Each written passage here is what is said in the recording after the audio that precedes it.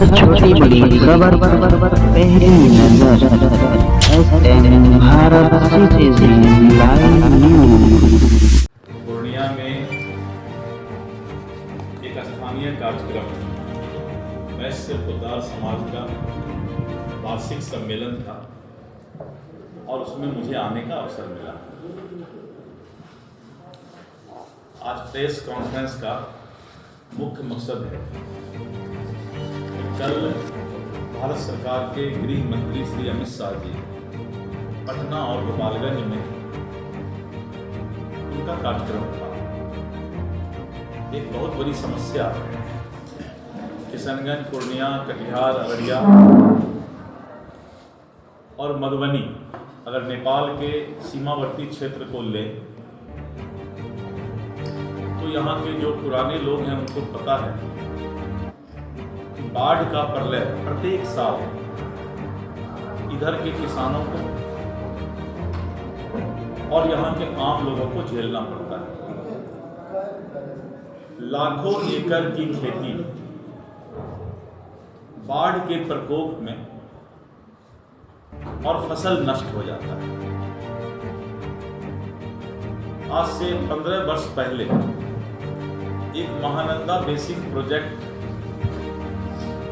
और उसमें सैकड़ों करोड़ रुपया इस बाढ़ से निजात के लिए मिला था, लेकिन कटिहार से काम शुरू हुआ और हाथी के दांत के तरह वो 200 करोड़ से ज्यादा रुपया कहां समा गया, किस मुंह में समा गया, पता नहीं चला। और इस क्षेत्र के लोग प्रत्येक वर्ष बाढ़ से त्राहित होते रहे। करीब 2 वर्षों से बिहार सरकार के अनुरोध पर भारत सरकार की टीम इस बात को लेकर एरियल सर्वे और धरातल पर सर्वे कर रही थी और बाद में देखा गया कि क्या इस बाढ़ के पानी को हम सिंचाई के लिए संग्रह करके किसानों के जमीन की सिंचाई में उपयोग कर सकते हैं क्या। और भारत सरकार ने करीब 11,000 करोड़ रुपया का कोसी मेची लिंक प्रधानमंत्री सिंचाई परियोजना का अपने बजट में प्रावधान किया और आज से 4 दिन पहले इस परियोजना के लिए कैबिनेट ने राशि भी निर्गत कर दी। नेपाल से आने वाले और कोसी मेची नदी में जो पानी आता है और जिससे बाढ़ का प्रकोप होता है, अगर आप उसका एरियल मैप देखेंगे तो किस तरह से उस पानी को बाढ़ के समय हम संग्रह कर लेंगे और संग्रह करके कोसी और मेची दोनों नदी को आपस में हम जोड़ रहे हैं और उससे करीब 7 लाख 6 लाख से ज्यादा यानी करीब 7 लाख हेक्टेयर जमीन का जो है किसानों का सिंचाई का सुविधा उससे प्राप्त होगा। श्री अमित शाह जी ने स्पष्ट कहा कि अगले 3 वर्षों में हम बिहार को बाढ़ मुक्त करेंगे और आने वाले समय में सबसे पहले सीमावर्ती क्षेत्र कोसी और मिथिलांचल को इसका लाभ मिलने जा रहा है। यानी ये क्षेत्र आने वाले समय में बाढ़ मुक्त भी होगा और किसानों को सिंचाई भी उपलब्ध होगा। दूसरा, जो गलगलिया फारबिसगंज रेलवे लाइन का प्रोजेक्ट है और जो कि आगे दरभंगा, मिथिलांचल और होते हुए आगे बढ़ेगा, इस रेलवे परियोजना को भी जल्द से जल्द पूरा करने का केंद्र सरकार ने निर्देश दिया है और उसके साथ साथ बॉर्डर रोड जो गलगलिया से शुरू होता है बॉर्डर रोड और अररिया के अगर सिकटी, पलासी और उसके आगे नरपतगंज बढ़ते जाइए, जो पहले डोम रोड कहलाता था, बनारस के राजा डोम का जो एक रोड था, और वही रोड आज जो है बॉर्डर रोड के रूप में विकसित हो रहा है। तो इस तरह करके बिहार तब विकसित होगा जब कम्युनिकेशन, साधन संसाधन और किसानों को फसल उगाने में सिंचाई का सुविधा उसको मिलेगा, बाढ़ के प्रकोप से निजात मिलेगा।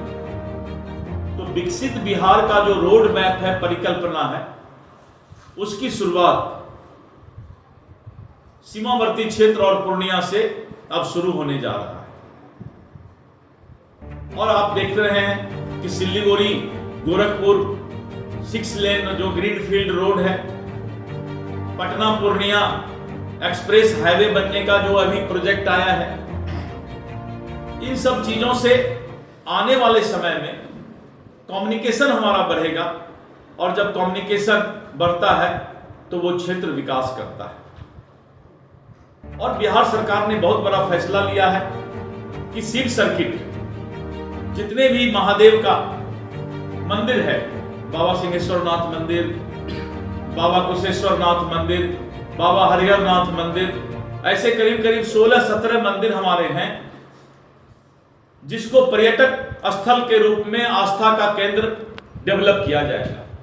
इसीलिए एक एक मंदिर को 50 करोड़ रुपया का राशि, करीब 44 करोड़ का राशि, कहीं 46 करोड़ का राशि, कहीं 123 करोड़ का राशि, और इस तरह करके शिव सर्किट को भव्य और विशाल बनाने का भी जो है बिहार सरकार ने अपने बजट में पैसा कैबिनेट से पास करके प्रावधान कर दिया। बगल के सिंहेश्वर स्थान में, बगल के कुशेश्वर स्थान समस्तीपुर दरभंगा के आसपास जो है हरिहरनाथ बाबा का जो आप सोनपुर में देख रहे हैं, इन सब का बृहद विकास किया जाएगा। तो पर्यटन स्थल भी डेवलप हो और इसके साथ साथ आस्था का केंद्र भी आगे बढ़े।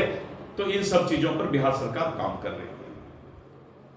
दूसरी बात है कि जो आने वाला 2025 का चुनाव, एनडीए गठबंधन ने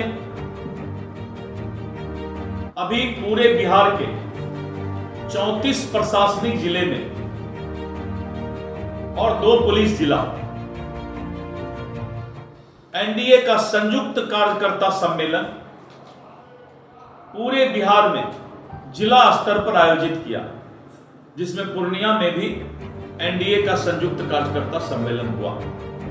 इस एनडीए के संयुक्त कार्यकर्ता सम्मेलन होने से जो हमारे घटक दल हैं एनडीए के, उनके कार्यकर्ताओं के बीच आपसी समन्वय काफी बढ़ा है। कल हम लोग एनडीए की बैठक मुख्यमंत्री निवास में, और उसमें जीतन राम मांझी जी, चिराग पासवान जी, उपेंद्र कुशवाहा जी, मुख्यमंत्री जी, अमित शाह जी और हम लोगों ने एनडीए की बैठक की। उसके बाद मैं वहां प्रेस नहीं कर पाया, तो मैंने सोचा पूर्णिया में ही अपने इन बातों को मैं पूर्णिया के माध्यम से पूरे देश को दे दूंगा। और वहां पर यह फैसला हुआ कि एनडीए मजबूती के साथ, चट्टानी एकता के साथ और 5 घटक दल के कार्यकर्ता आपसी समन्वय से अब विधानसभा स्तर पर जो है एनडीए कार्यकर्ता सम्मेलन करने का काम करेंगे।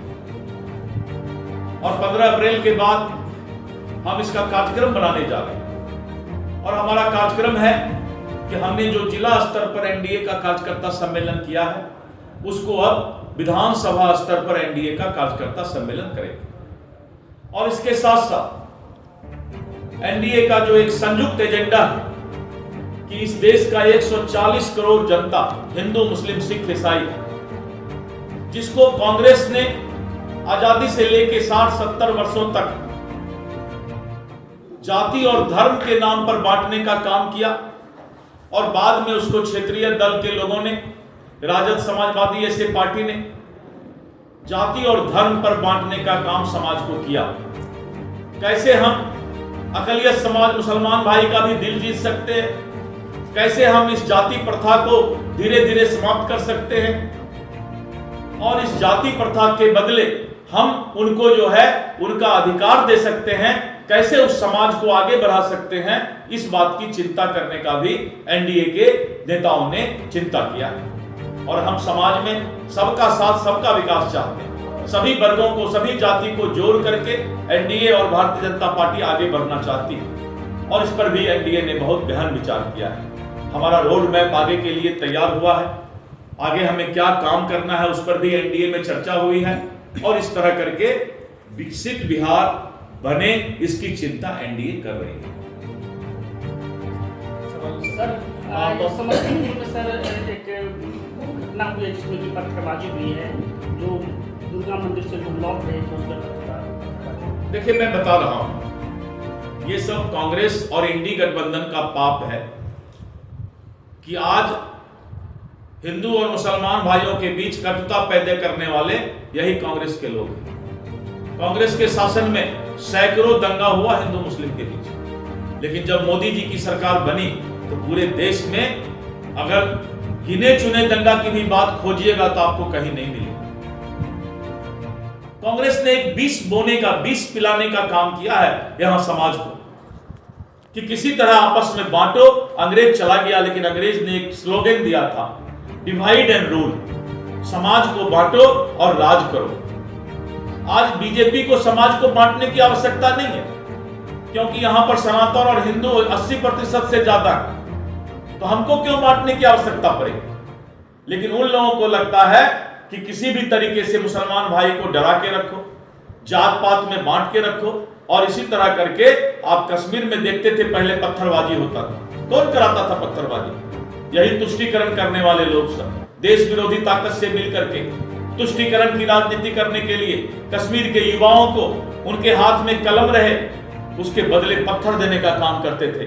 नरेंद्र मोदी जी की सरकार आई और वहां के युवाओं को कहा कि तुम्हारा काम पत्थर फेंकना नहीं है, तुम्हारा काम देश के मुख्य धारा में जुड़कर इस देश के अंदर एक अच्छा नागरिक बनने का है। और आज जम्मू कश्मीर में सभी पत्थरबाज गायब हो गए। और हम लोग के अंदर भी कभी कभी कुछ मीडिया कर्मी भी ऐसे हैं जिनका काम है कि कोई ऐसा खबर चला दो जो कि एक दिन में उसको फेमस कर दे, और इस तरह करके ऐसे ऐसे न्यूज, ऐसे ऐसे सवाल, समाज के अंदर जो विभक्त करने वाला सवाल हो, उस सवाल को पैदा करने में बहुत लोगों का हाथ होता है। इसीलिए हम सभी से अनुरोध करते हैं, चाहे वो हमारे मीडिया के लोग हों, चाहे हमारे राजनीतिक दल के लोग हों, समाज को कैसे जोड़ना है इसकी चिंता करना चाहिए। और ये जो पत्थरबाजी होता है समाज में, रामनवमी जुलूस पर हो, ताजिया पर हो, इस तरह का जो होता है, ये इंसानियत नहीं है, ये राक्षसी रूप है।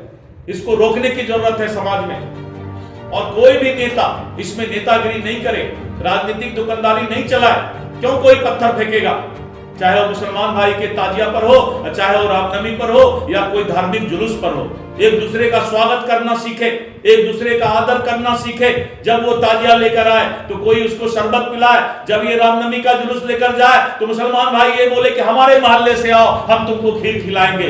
ये माहौल बनाने की बात नेता नहीं करता है। नेता उस पर टीका टिप्पणी करने का बात करता है। ये पाप कभी भगवान माफ नहीं करेगा, अल्लाह माफ नहीं करेगा। जो उन पर टीका टिप्पणी करता है, जो उसको जोड़ने की बात करे, जो खीर खिलाने की बात करे, जो शरबत पिलाने की बात करे कि हमारे मोहल्ले से जाओ हम तुम्हें शरबत पिलाएंगे, हमारे मोहल्ले से जाओ हम तुम्हें खीर खिलाएंगे, ये गंगा जमनी लाने की जरूरत है। इसलिए अगर इस तरह की घटना घटती है तो इसके पीछे इंडी गठबंधन का जो 60 साल का पाप है इस देश में, उसी पाप को आज तक हम राक्षसी प्रवृत्ति में ढोने का काम कर रहे हैं। जदयू नेता गुलाम गौस जी जो है आज लालू यादव के यहाँ पहुंचे थे, कहीं कुछ नया खिचड़ी तो नहीं पकड़ा है? कोई किसी के यहाँ जा रहा है, हमको ले चलिए, किसी राजद के नेता के यहाँ भी चले जाएंगे, कहीं पर हो तो हम चले जाएंगे। ईद में किसी राजद नेता के यहाँ, हम बीजेपी के प्रदेश अध्यक्ष क्यों नहीं जाएंगे? ईद में जाना ही चाहिए। कुछ वैसा जो लोग नहीं गए हम उनको भी कहते हैं कि आपस में ईद में, दुर्गा पूजा में, होली में, दीपावली में एक दूसरे के यहां जाना चाहिए। यही तो समाज का प्यार है जी। राजनीति का मतलब कोई व्यक्तिगत दुश्मन नहीं है। राजनीति का मतलब कोई व्यक्तिगत दुश्मनी नहीं है। सबको सबके यहां जाना चाहिए, सबका आपस में प्यार बनना चाहिए। राजनीति तो विचारधारा पर होता है, राजनीति कोई व्यक्तिगत दुश्मनी के लिए नहीं होता है। सर, आप पूर्णिया में हैं, सीमांचल के दौरा पे हैं और सीमावर्ती क्षेत्र के दौरा पर पूर्णिया के सांसद पप्पू यादव हैं। उन्होंने आज बयान दिया है कि बनमनखी में महादलित परिवारों के घर में आग लगाया गया। भाजपा विधायक का आरोप है। उन्होंने कहा कि भाजपा जो है भारत जलाओ पार्टी है और देखिए मैं बताता हूं से वहां पे घटना को ऐसा है। गाल बजाने के लिए कोई भी कुछ गाल बजा देता है, कानून अपना काम करती है। पप्पू यादव जी के पास कोई काम नहीं। कितना वोट से जीते? 20-25,000 वोट से नहीं जीते हैं, 30,000 वोट से जीते हैं, 21,000 वोट से जीते हैं। और कितना विधानसभा है? 6 विधानसभा है। कितना है? 6 विधानसभा। अगर 21,000 वोट में 10,000 वोट अगर इधर आ जाता तो 10,000 से न जीते हैं जी। ये सब बात मत करें, भगवान उनको सुबुद्धि दे कि फालतू बात में नहीं पड़े, कि कहीं गए तो टोपी पहन लिए, कहीं गए तो टीका लगा लिए। ये सब दो मुंह चेहरा सबकी बात नहीं करें। समाज को बांटने का कोई चर्चा नहीं करें। समाज कैसे जुड़ सकता है इसकी चिंता करें। अब समाज के लोग यही पसंद करेंगे। आने वाले समय में हिंदू मुस्लिम दोनों का जो नया युवक आएगा वो बोलेगा कि तुम लोग ये सब करके अपनी दुकानदारी चलाना बंद करो, हमारे भविष्य की चिंता करो। अब वही जमाना आ रहा है जी। अब नेता लोग को भी लोग, जनता जो है पसंद नहीं कर रहा है। तभी लोग जो है देह हाथ चमका करके कुछ से कुछ बोल करके रोज नया दुकानदारी कैसे चले, जैसे होता है ना मोबाइल डिस्चार्ज होता है तो रोज चार्ज करते हैं, तो आजकल नेता लोग भी रोज डिस्चार्ज हो जाता है और चार्ज होने के चक्कर में इधर उधर जाता है, चार्ज करवा करके फिर कुछ बोलता है, फिर दिन भर मीडिया वाला उसके बात को आगे बढ़ाते रहता है। यही सब काम रह गया। और क्या है? प्रशांत किशोर का साथ गाना इसको नहीं पहचानते हैं, हम नहीं पहचानते हैं, क्योंकि बचपन से लेके 55 तक वो कहां थे? बचपन से लेके 55 यानी 48-50 वर्ष उम्र होता है। बचपन से 55 तक वो कहां थे? क्या बिहार में कोई, जब वो प्रोफेशनल काम करते थे, पैसा कमाते थे, तो बिहार में कोई अस्पताल खोले हैं क्या? बिहार में कोई स्कूल खोले हैं क्या? बिहार में 10 गरीब के बच्चे का शादी करवा दिए हैं क्या? 10 बुजुर्ग लोगों का इलाज करवाए थे क्या? आज नेतागिरी करना है तो पैसा कमा करके पैसा पर आदमी रखते हैं और पैसा पर राजनीति करते हैं। मेरा 5 ही सवाल, क्या आज से राजनीति में आने के पहले उन्होंने कोई बिहार में स्कूल खोला? पैसा 2 नंबर का कमा करके राजनीति करने चल आए हैं। बिहार की जनता सबको पहचानता है। जितना पैसा है उसका आधा पैसा पहले गरीब में खर्चा कर दे, तब फिर नेतागिरी करने आवे। जितना पैसा है उसके पास आधा पैसा बोलिए गरीब में खर्चा करे, गरीब लड़की का शादी कराए, गरीब बच्चे को पढ़ाई करा दे, स्कूल खोलने का काम करे, अस्पताल खोलने का काम करे, किसी बुजुर्ग का इलाज करवाने का काम करे। इतना काम करके पहले उसका सूची निकाले, तब लोग नेतागिरी में आता है जी। नेतागिरी क्या है कि पैसा हुआ तो नेतागिरी करेगा। हर छोटी बड़ी खबर पहली नजर, भारत सिटीजन लाइव।